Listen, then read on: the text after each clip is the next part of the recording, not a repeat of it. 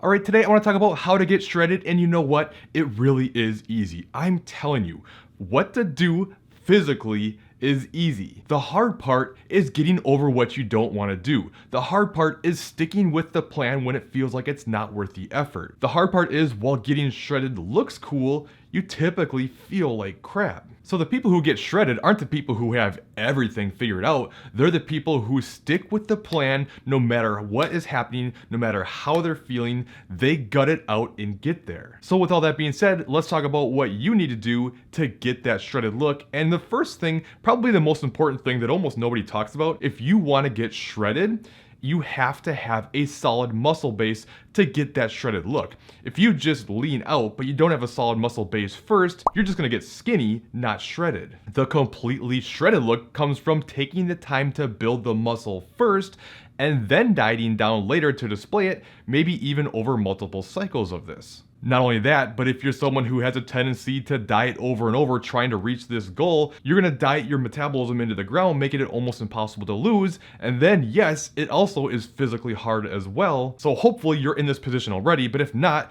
it would be a good idea to go through a muscle building phase if you haven't. This doesn't mean you can't cut down and look better, but especially if you're new to things, while yes, you can build muscle and lose fat simultaneously, unless you're some sort of genetic freak, it's probably not gonna get you the real shredded look you're after. Now, one of the keys that you need to do is make sure you have plenty of patience, because while it can be easy doesn't necessarily mean fast. It's really only hard if you have too short of a time frame. Plus, if you lose weight too quickly, you're much more likely to lose more muscle mass. If you lose more muscle mass, you're much less likely to get that shredded look you're after. So in your cutting phase, you want to make sure you're losing between about 0.5 to 1% of your body weight on average per week, as this is what's been shown to help with retaining lean body mass. Not to mention it helps you be able to have more food, you'll feel better, perform better, and as a whole, the process will suck less versus rushing the process, beating yourself into the ground, and most likely just getting stuck. Keep in mind too, the leaner you get, the harder this is going to be, both mentally and physically.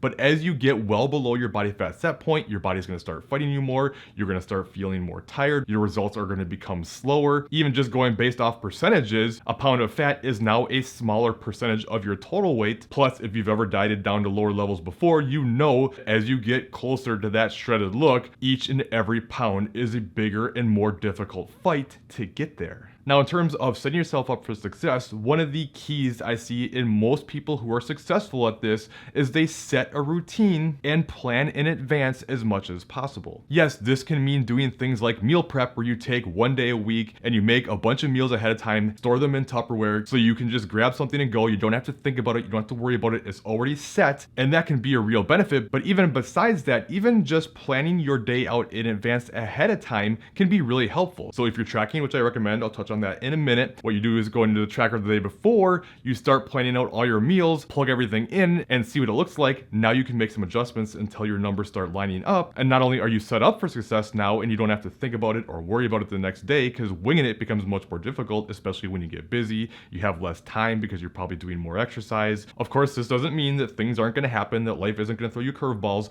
but you need to keep reminding yourself what you want more and what you're trying to accomplish. I'm not saying you can't ever have fun foods or enjoy things, but you have this goal. It's a more extreme goal, and it's going to take more diligence on your end to reach this. So what do you want more? Do you want that extra food, that extra flexibility? Do you want to feel better? Or do you want the shredded look? If you say you want the result and that's what's more important to you, then that's what you're going to stick with. But if you feel like the other things are more important, you're going to keep knocking yourself off course. Like I said in the beginning, the mental part is usually the hardest part of things. And I'm telling you, everyone wants to be shredded until they feel like what shredded feels like. It's not a great feeling. You typically feel pretty terrible when you get to those low levels of body fat, but remember, the time for more food will come. This isn't a forever thing. You're trying to get to a certain look. You'll be able to reverse diet out later, so you will get to have more flexibility in your diet eventually, but now's not the time. You have goals that you're trying to accomplish. Let's hit this and try to get in and get out. Another big part of success is accountability. This can be,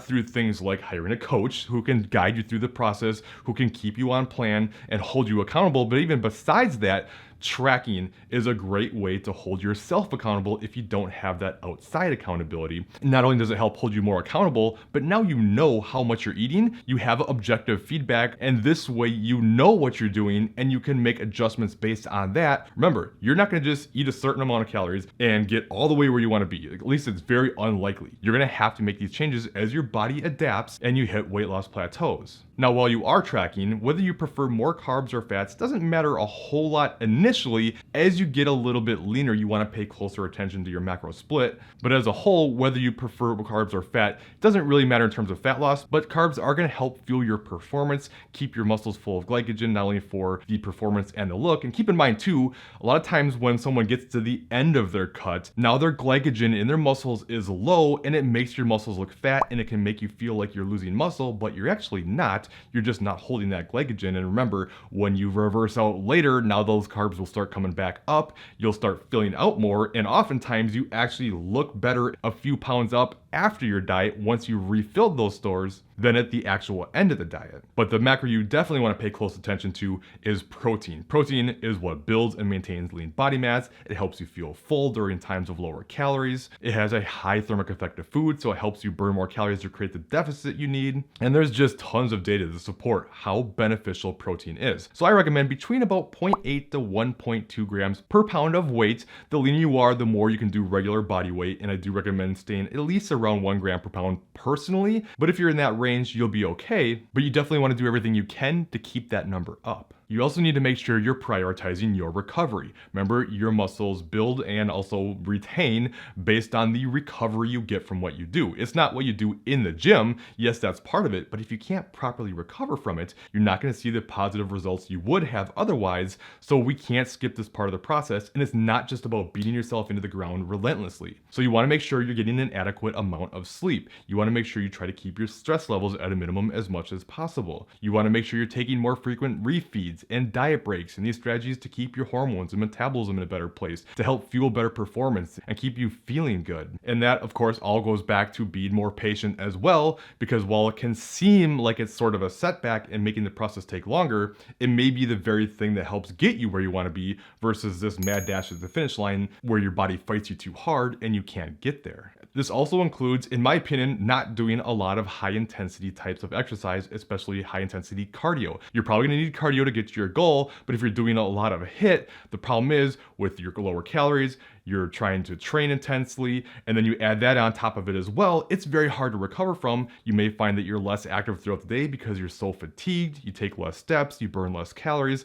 It can be very difficult to do this, where I recommend lower intensity, more steady state forms of cardio, things like a stationary bike or an elliptical or incline walking on a treadmill, and even just going for a lot of regular walks is extremely helpful, and this will help you keep your training intensity up, as that's much more important than just the cardio alone. Now, I've given you a lot of strategies you can take, but you may be wondering, well, how much am I supposed to eat? It kind of depends on a lot of different factors, and I have a video you can check out up top next that not only talks about how much you should eat at the beginning of your cut, but also talks about how to make changes when your body adapts and keep the process working throughout the entire time. So make sure you check out that top video next. Otherwise, I think you'll like this bottom video instead, and I'll see you in that other video.